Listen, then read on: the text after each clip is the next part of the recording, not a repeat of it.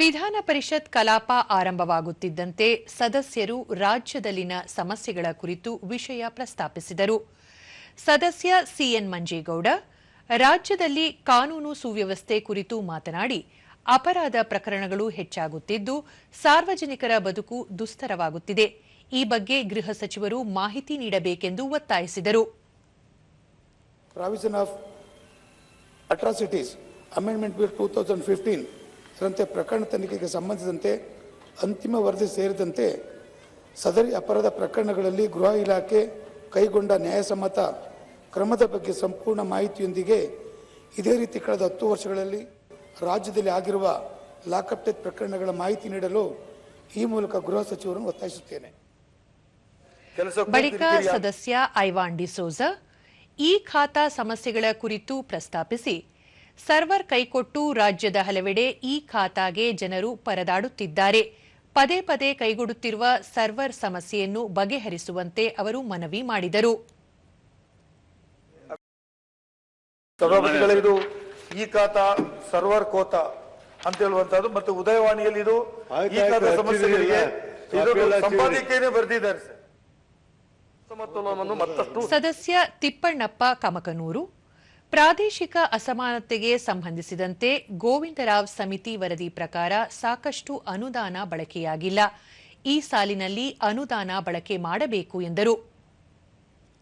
2026-27 ಅವಯವದಿಂದಲೇ ಜಾರಿಗೆ ತಂದು ಕಾಲಮಿತಿಯೊಳಗೆ ಅನುಷ್ಠಾನಗೊಳಿಸಿ ಉತ್ತರ ಕರ್ನಾಟಕದ ಜನರಿಗೆ ಸಾಂವಿಧಾನಿಕ ನ್ಯಾಯ ಒದಗಿಸಬೇಕೆಂದು ಈ ಮೂಲಕ ಶೂನ್ಯ ವೇಳೆಯಲ್ಲಿ ಮಾನ್ಯ ಮುಖ್ಯಮಂತ್ರಿಗಳನ್ನು ವಿನಂತಿಸುತ್ತೇನೆ.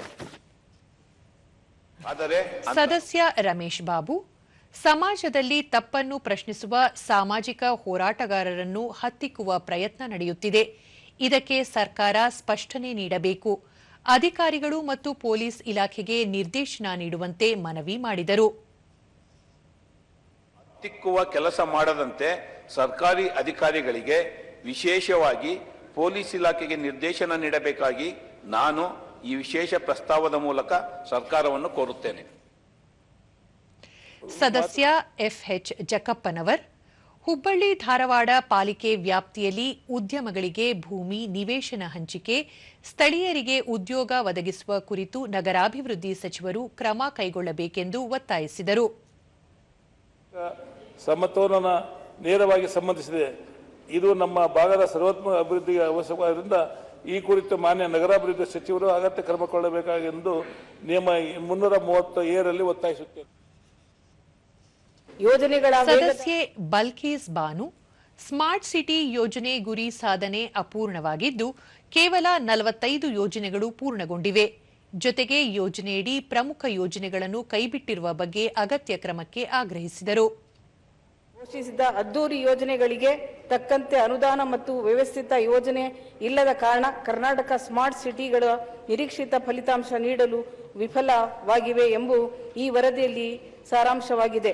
ಈ ಬಗ್ಗೆ ಮಾನ್ಯ ನಗರಾಭಿವೃದ್ಧಿ ಸಚಿವರು ಬೀಸಾಡುತ್ತಿರುವುದರಿಂದ ಶಾಲಾ ಸದಸ್ಯೆ ಹೇಮಲತಾ ನಾಯ್ಕ ಕಾರಟಗಿ ಗ್ರಾಮದ ರಸ್ತೆಯಲ್ಲಿ ಕೋಳಿ ತ್ಯಾಜ್ಯ ಸುರಿಯುತ್ತಿದ್ದು ಇದರಿಂದ ಸಾರ್ವಜನಿಕರು ತೊಂದರೆಯಾಗುತ್ತಿದ್ದು ಆರೋಗ್ಯದ ಮೇಲೂ ಪರಿಣಾಮ ಬೀರುತ್ತಿರುವ ಬಗ್ಗೆ ಸರ್ಕಾರ ಕ್ರಮ ವಹಿಸಬೇಕು ಎಂದು ತಿಳಿಸಿದರು.